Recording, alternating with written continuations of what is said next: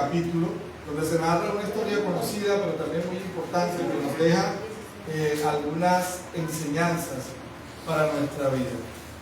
Éxodo 16, vamos a leer inicialmente los primeros 3 versículos, ¿ok?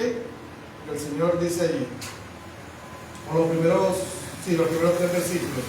Dice la Escritura: partió luego de Elim toda la congregación de los hijos de Israel y vino al desierto de Sin, que está entre Elim y Sinaí, a los 15 días del segundo mes, después que salieron de la tierra de Egipto.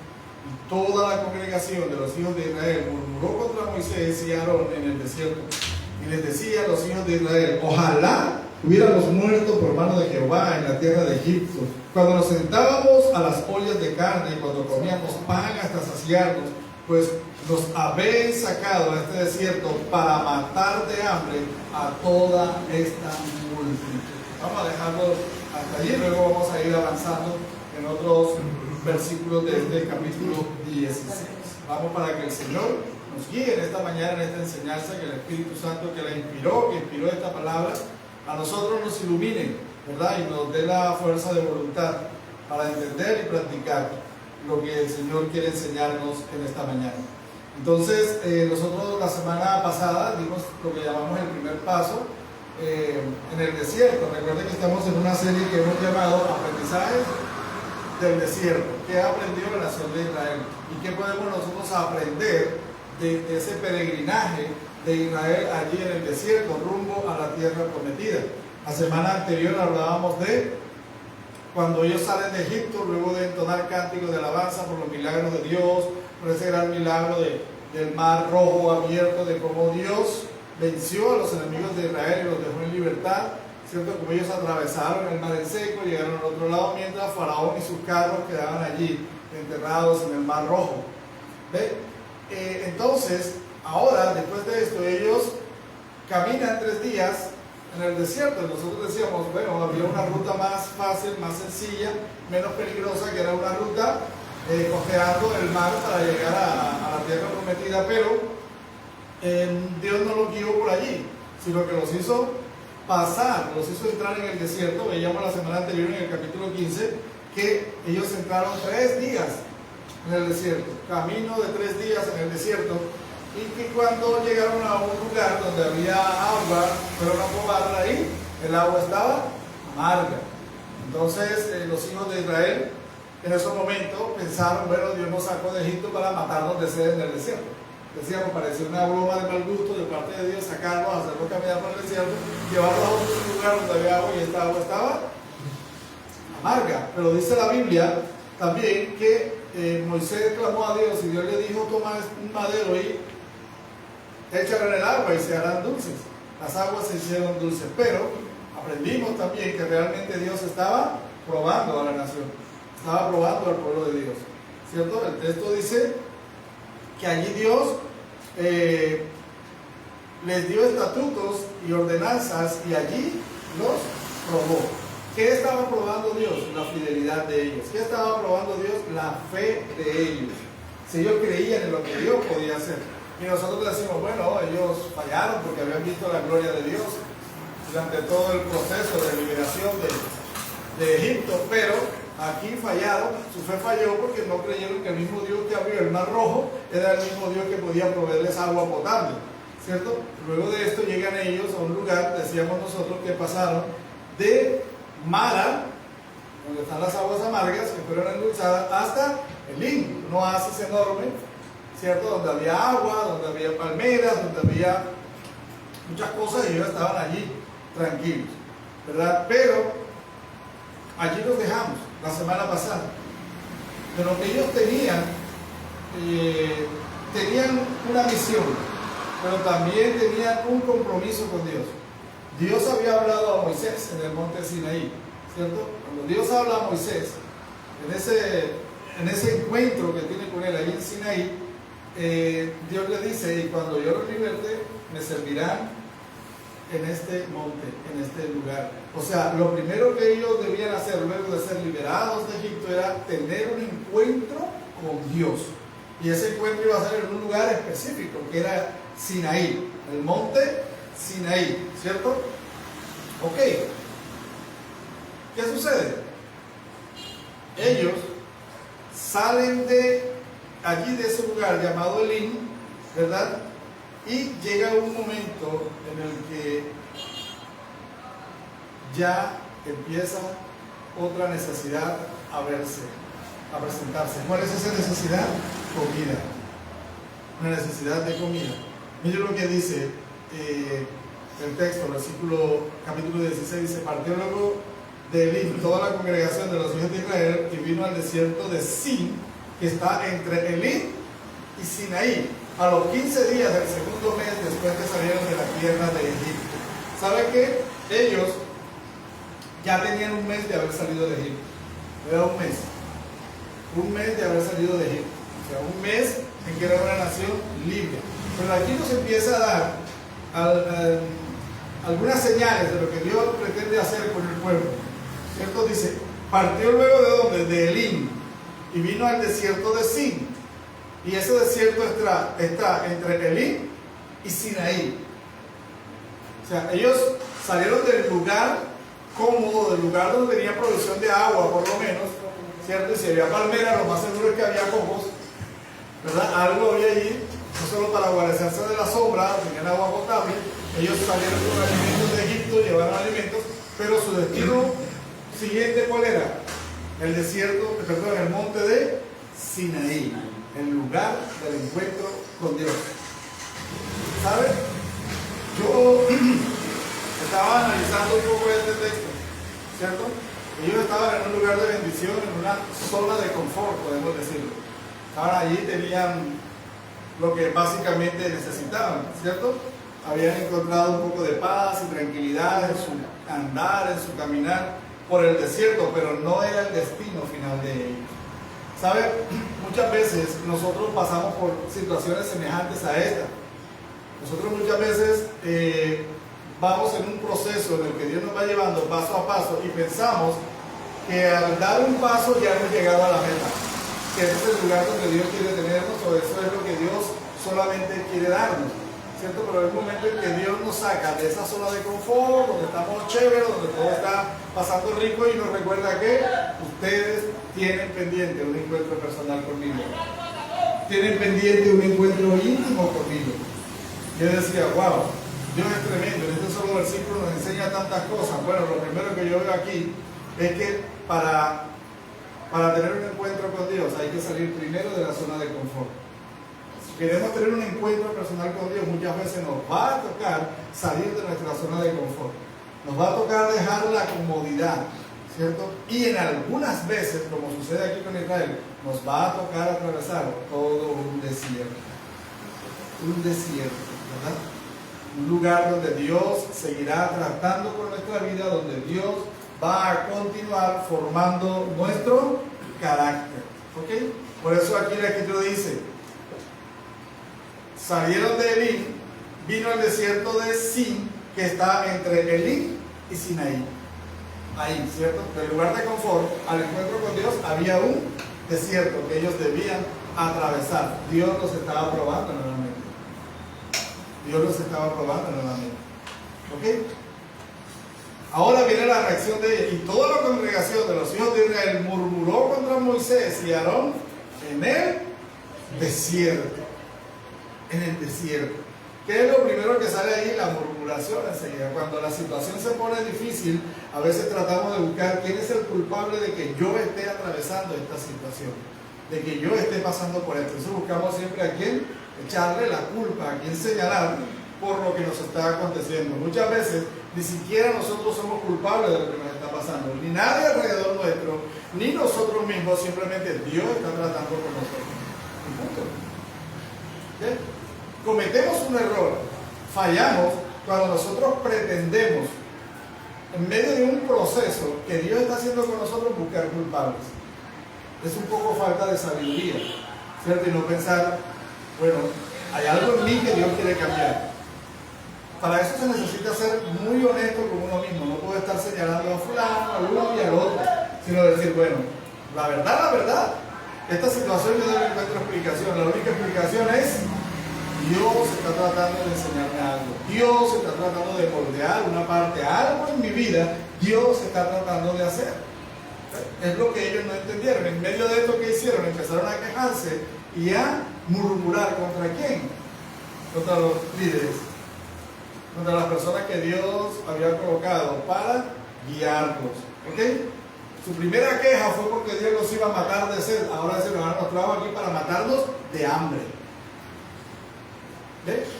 Para matarnos de hambre. Dios les había demostrado que podía proveer agua en el desierto, agua potable en el desierto. Ahora va con otra queja, y la queja es hambre, comida, ¿cierto? Ahora bien, cuando usted llega a la despensa y ve que escasean las cosas, ¿cierto? Usted ve que están escaseando los productos de la canasta familiar. Es lo mismo que nos preocupemos, y seguramente ellos no salieron de Egipto sin comida, llevaban comida, ¿cierto? Llevaban alimentos, pero ya un mes después esos alimentos empezaron a escasear un poco. Ellos de pronto decían, bueno, y ahora, y si vamos desierto adentro, ¿dónde vamos a encontrar comida? Esto se está acabando. Pero ¿cuál debió ser la reacción de ellos en lugar de murmurar? Se supone que un pueblo que tiene confianza en Dios lo que hace es orar, clamar a Dios. Se supone que eso debieron hacer ellos, pero ¿qué hicieron? Empezaron a murmurar. Entonces imagínense un montón de gente en el desierto, mira, que no lo decían abiertamente, hacían murmuración, no lo decían abiertamente, sino que decían, mira, el Moisés vino allá con su cuento de que Dios le había hablado y que nos sacó de allá y que por una tierra prometida, que resulta que ahora nos metió en este desierto, se acaba la comida, nos va a matar de hambre. Estaban allí con su murmuración, pero no pensaron en clamar a Dios, no pensaron en orar a Dios, en pedir a Dios, ¿cierto? El hambre realmente de ellos estaba más anticipada que experimentada. Ellos no estaban pasando hambre en esos momentos, pero se veían que las cosas estaban acabando. Allí no dice que quedaron algunos muertos en el desierto, que ya desfallecían, que alguno se desmayó o algo. No, no dice nada. Simplemente están viendo de que la comida empezó a escasear, lógicamente, un mes comiendo, alrededor de un montón de gente, no tengo la cifra ahora, no recuerdo la cifra, algo así como 3 millones de gente debía un dominicano, más o menos, allí en el desierto, porque los judíos no salieron, los israelitas no salieron solos, había miembros de otras naciones que también se unieron en esa salida y se les volaron a los egipcios junto con los israelitas. Entonces era un grupo enorme de personas comiendo todos los días, ¿cierto? Desayuno, almuerzo, comida, cena, merienda, todo eso. Entonces ellos estaban allí ya viendo que se estaba acabando la comida, ¿cierto? Ahora, hay un error terrible de parte de ellos. En el versículo 3, mira lo que dice, les decían los hijos de Israel, ojalá hubiéramos muerto por mano de Jehová en la tierra de Egipto, cuando nos sentábamos a las ollas de carne, cuando comíamos pan hasta saciarnos, pues nos habéis sacado de este desierto para matar de hambre a toda esta multitud. ¿Saben? Ellos empezaron a recordar el pasado, pero de una manera selectiva. O sea, recordaron algunas cosas buenas, pero olvidaron lo que era su vida como esclavos. Porque en esos momentos solo pensaban en comida. Ese pueblo en esos momentos estaba hablando con el estómago. Estaban pensando en su estómago y estaban hablando con el estómago. ¿Ves? Ellos estaban allí pensando en que se iban a morir de hambre, que esa comida en algún momento se iba a acabar y no había manera. Y entonces empezaron a pensar en el pasado. Ay, cuando estábamos allá en Egipto. Ahora bien, además de que fueron selectivos en recordar su vida en Egipto, solo recordaron algunos buenos momentos, ellos tergiversaron esa verdad. O sea, no era cierto que ellos tenían ollas llenas de carne. No era cierto que ellos comían hasta saciarse, pan y todo eso, ¿verdad? No era cierto, ellos comían normalito y menos de lo normal, porque eran esclavos y sufrían. O sea, esa comida que ellos ingerían se iba en la edificación del ladrillo, en levantar las pirámides y todo este asunto. Pero ellos no se acordaron de eso, no se acordaron del latigazo del egipcio, no se acordaron del sol inclemente, de la injusticia, del trabajo doble cuando ellos querían reclamar algo, ¿cierto? Del maltrato. Todo eso lo olvidaron. Olvidaron lo que era una vida de esclavo. Se acordaron fue de la comida nada más. Allá teníamos comida, pero Dios nos saca de allá, nos quita la comida de allá y nos trae para acá para matarnos de hambre. Aquí hay un detalle importante que nosotros debemos aprender. Nosotros, aún en el desierto, no podemos perder la perspectiva del propósito de Dios en nuestra vida. Cuando un pueblo, cuando una persona cae en murmuración, en queja contra Dios, contra los representantes de Dios, es porque ha perdido la perspectiva del futuro, ha perdido la visión de lo que Dios quiere hacer en su vida. No está entendiendo que es parte de un proceso y quiere que regresarse al pasado, regresarse. Quiere volver al mundo, quiere volver. Egipto es una representación del mundo, es un tipo del mundo en la Biblia. Quiere volver a la esclavitud, porque allá en la esclavitud por lo menos había comida, ¿cierto? Yo escuché a alguien muy cercano hace algunos años, todos conocemos esa historia o esa parte de la historia de nuestro país, de los tiempos de la bonanza marimbera. ¿Quiénes se acuerdan de eso? La bonanza marimbera, cuando Colombia empezó a exportar marihuana a los Estados Unidos, y una región, nuestra región, la costa atlántica colombiana, vio fluir mucho dinero producto de ese negocio, mucho dinero.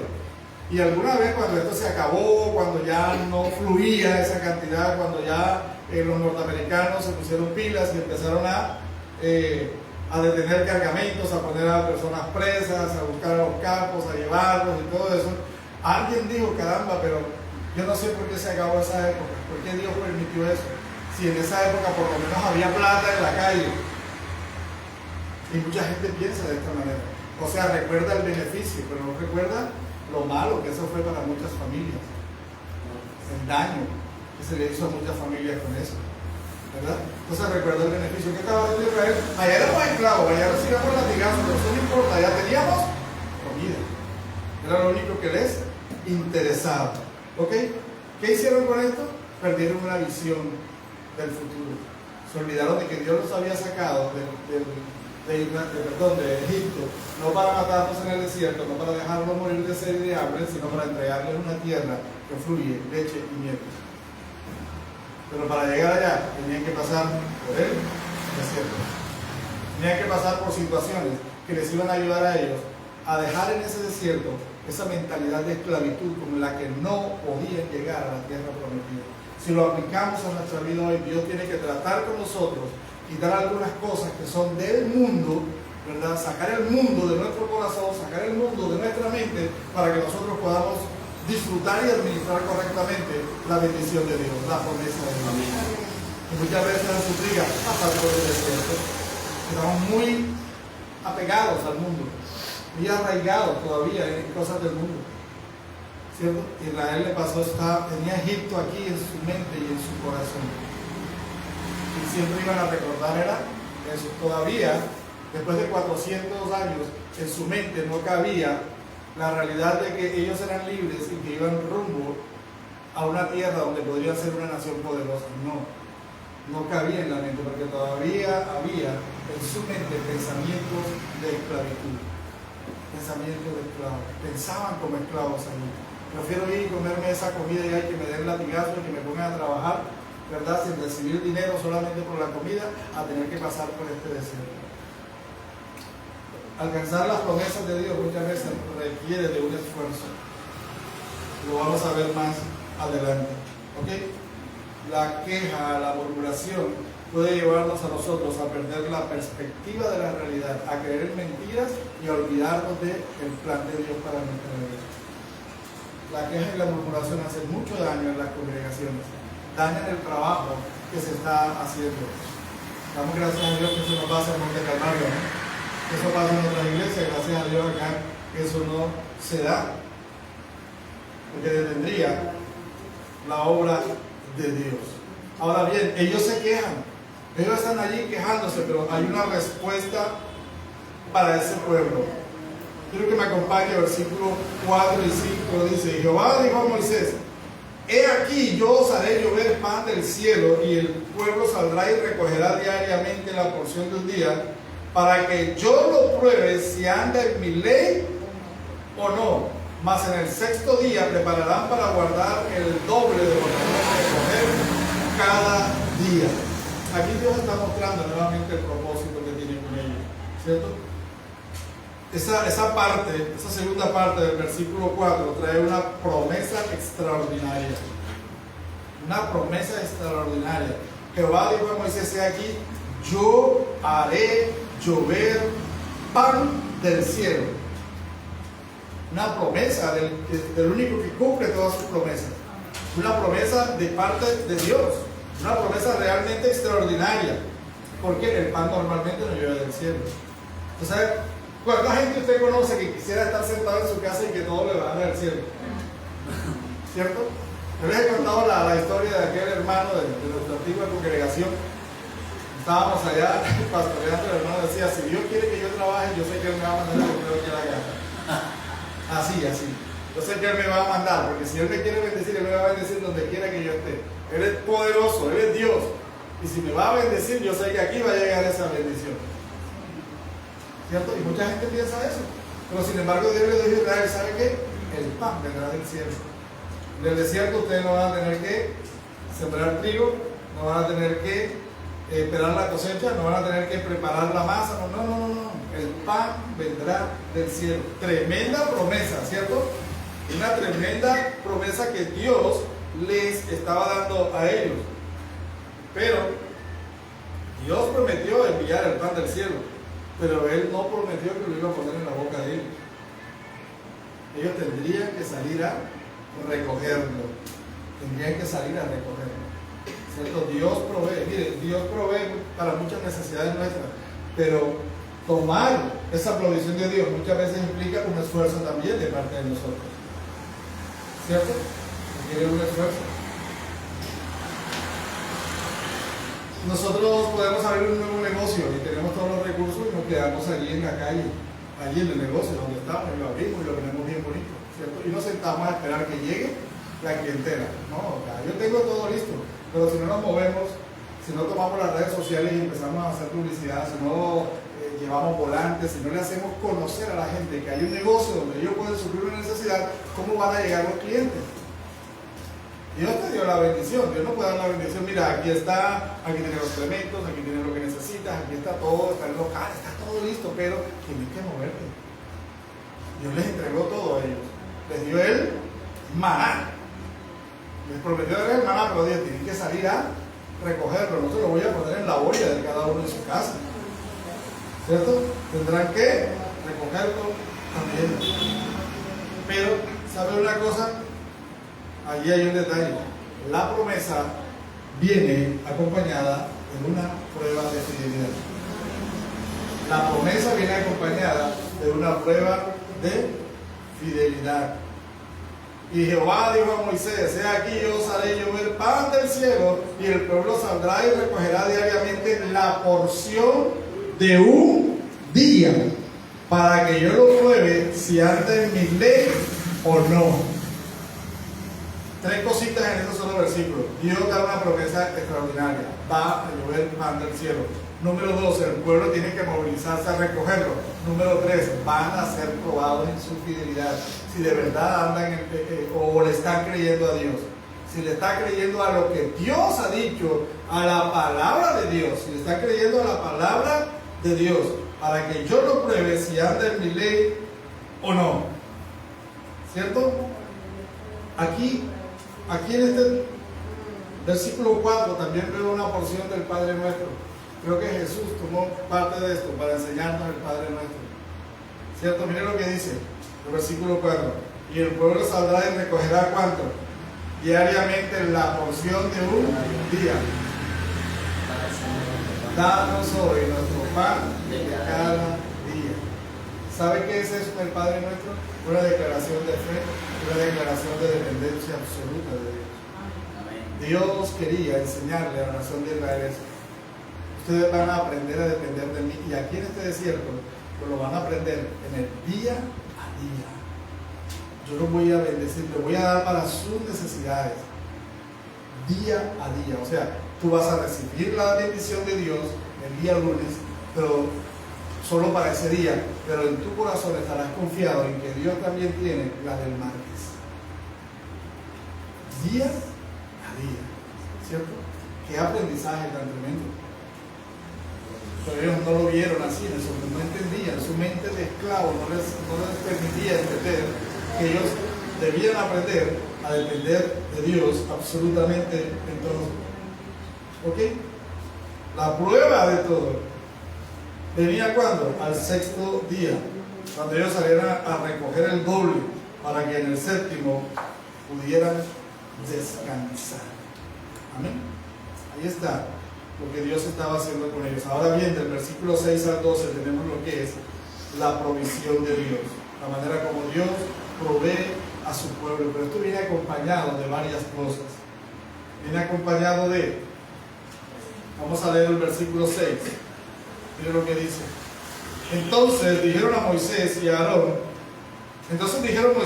a todos los hijos de Israel: en la tarde sabréis que Jehová os ha sacado de la tierra de Egipto, y a la mañana veréis la gloria de Jehová, porque él ha oído vuestra murmuración contra Jehová. Porque nosotros, ¿qué somos para que vosotros murmuréis contra nosotros?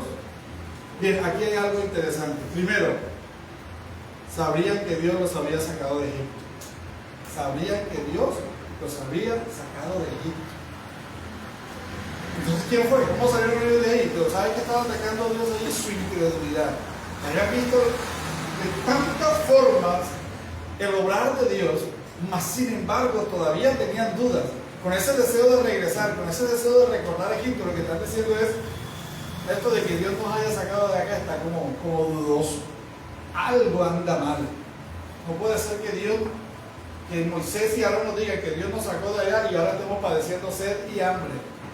Esto no puede ser. Aquí algo está raro. Entonces Dios les dice: sabrán que he sido yo quien les he sacado de Egipto. Ellos podrían pensar, nosotros podríamos pensar que esa experiencia de las plagas, esa experiencia de la Pascua, esa experiencia de la liberación en el Mar Rojo, todas esas experiencias harían que Israel de verdad reconociera que Dios era quien les había sacado de Egipto.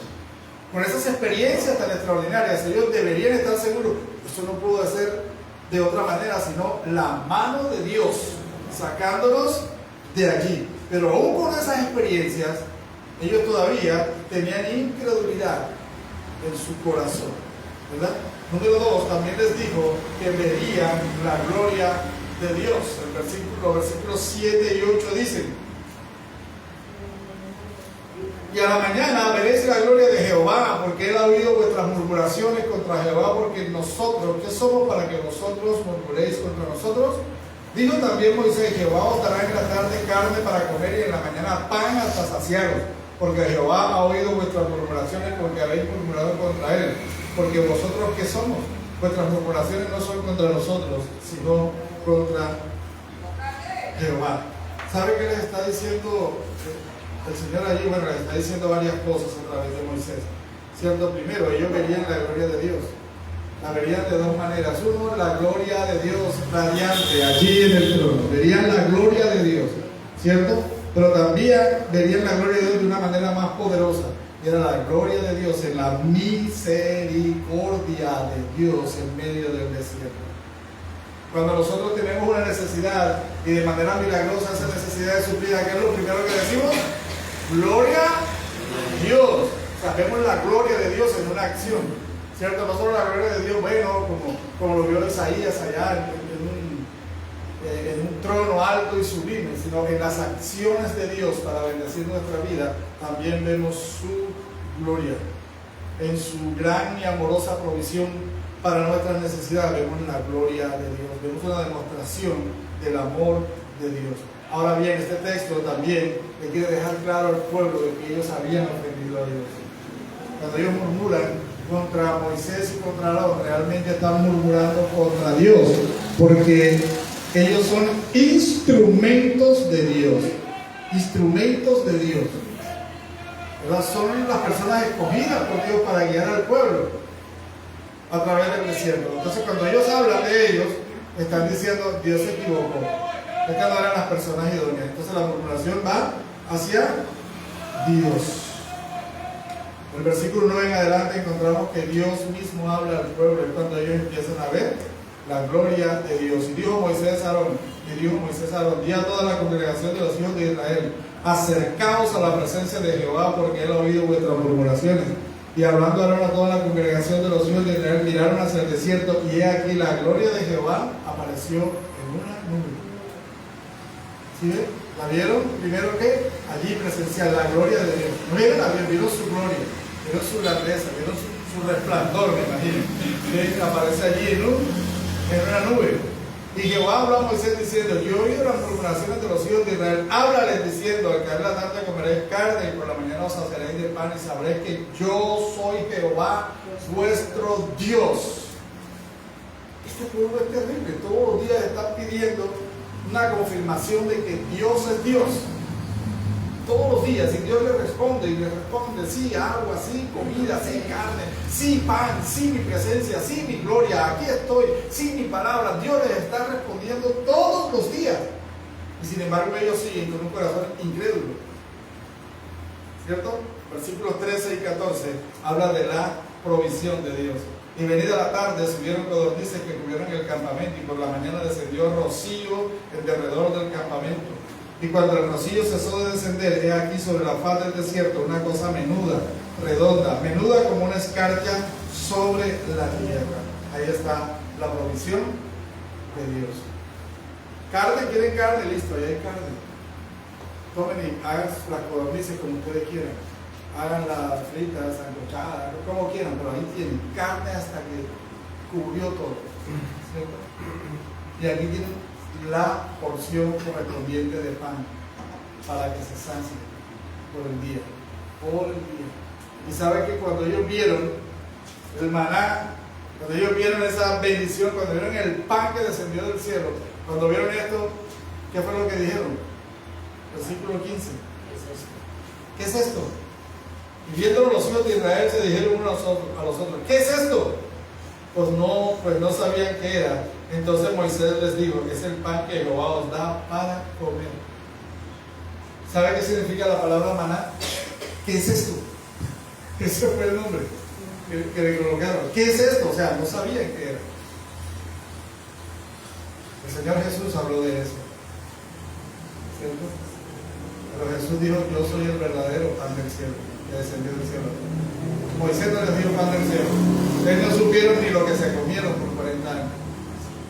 Comida de dioses, maná.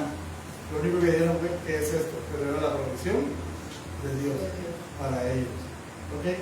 Y Dios les da unas instrucciones para la recolección que voy a dar rápidamente. Y es, ¿cuál es esa manera? Bueno, ustedes van a recoger el maná de domingo hasta el viernes. El domingo al viernes, para ubicarlo en nuestro calendario, del domingo al viernes, 6 días, sí, esos días. Pero el sexto día no, porque ese día es para quién, para Dios. Entonces, si Dios colocaba allí van todos los días, lo primero que el incrédulo pensaba es: ¿y entonces ese día no comemos?